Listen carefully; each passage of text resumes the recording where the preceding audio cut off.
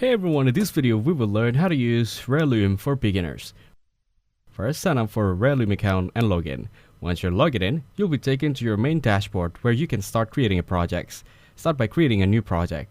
Click on Create New Project and select the type of project you want to build, e.g. website, landing page or design.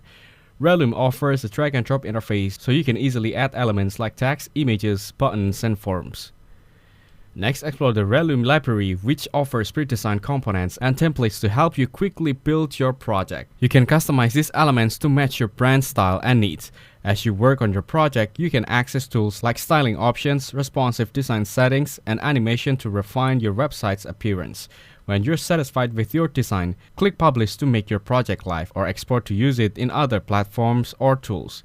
Throughout the process, Relume also allows you to integrate with various third-party apps and services, adding functionality like analytics or email marketing. By following these steps, you can easily create and manage your projects within Relume. Thanks for watching. Don't forget to like and subscribe to see more content like this.